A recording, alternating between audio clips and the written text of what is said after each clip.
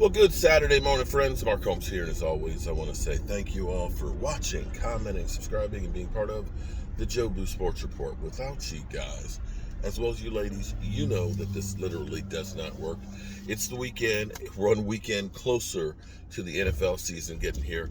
Running around doing a bunch of stuff. I had my drum sander die in my workshop, so we had to get rid of the old ones, taking it to the scrap metal yard so it'll become something else.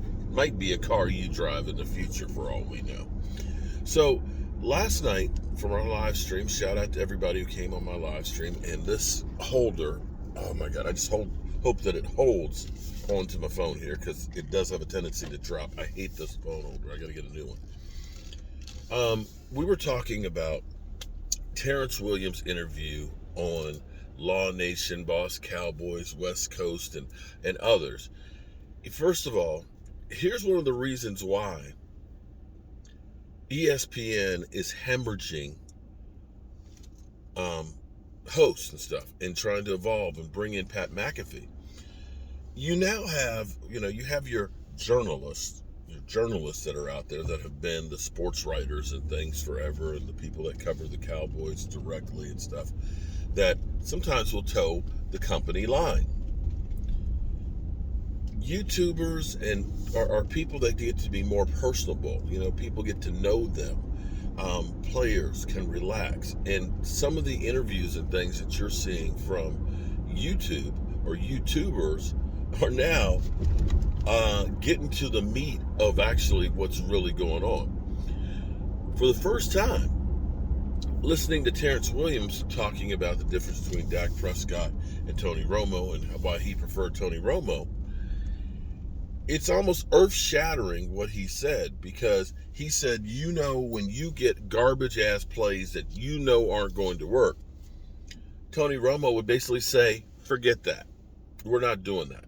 We're going to do this. Line up, or he's going to change the play and make what might have been a bad play or a negative play into a big play, which brings on quite a few different questions and things, okay?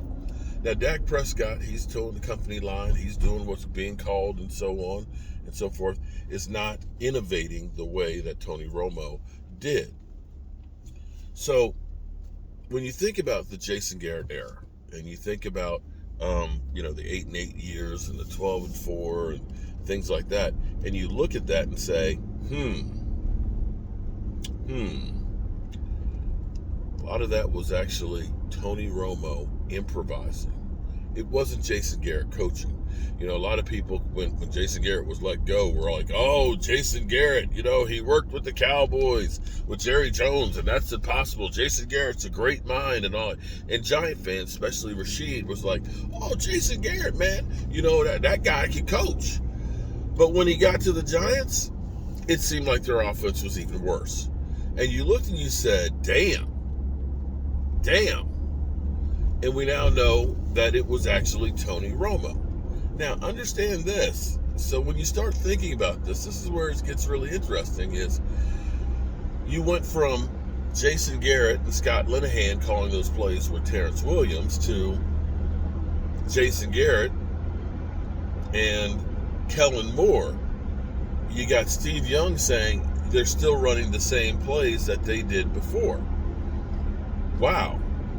So, to be clear, if Steve Young is saying we're running the same plays since 2015, which is when Jason Garrett was here, when Terrace Williams was still here, when Tony Romo was still here, what changed then with Kellen Moore?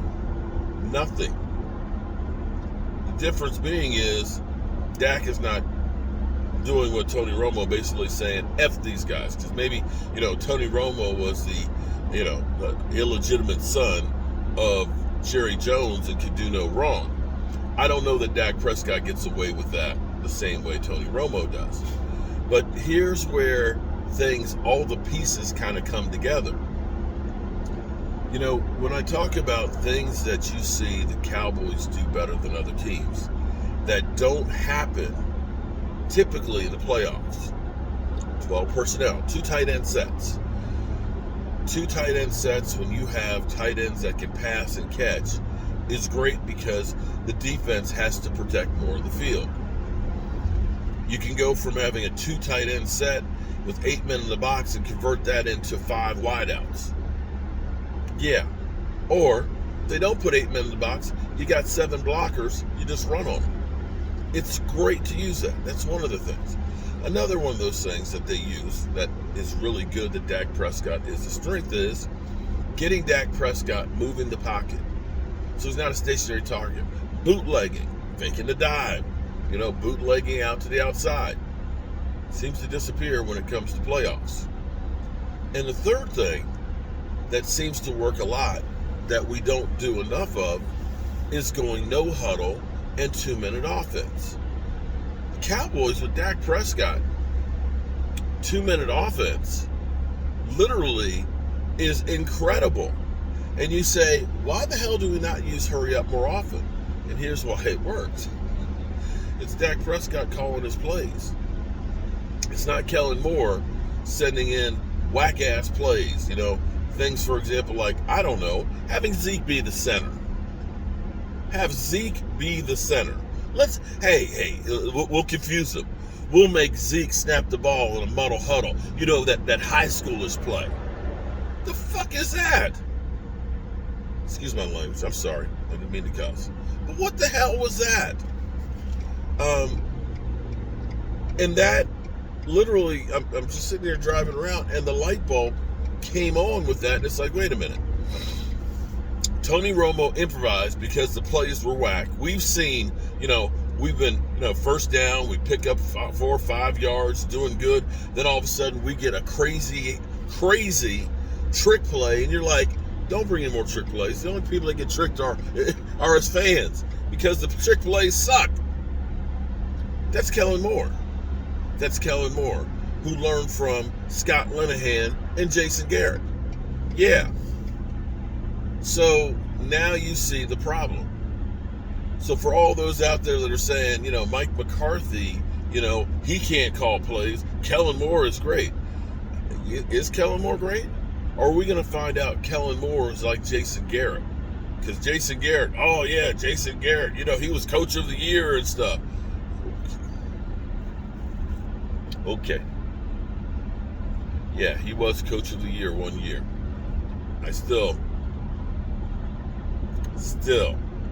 I look at Jason Garrett and say, you lost your starting quarterback in one game without him. Mike McCarthy lost his starting quarterback and ended up with the 12-5 season. Now you tell me. You want to rely on Kellen Moore? I'm okay with relying on a guy who's got 10th most playoff wins in history of football. 10th.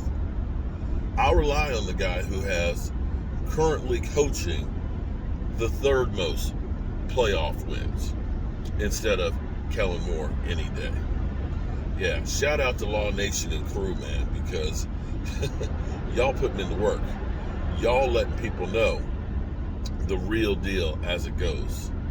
Hope y'all have a great day. I'm got to go over and pick up some gutters and things and head on down to Waynesboro in a couple hours and get some work done. I will see you guys there. Peace.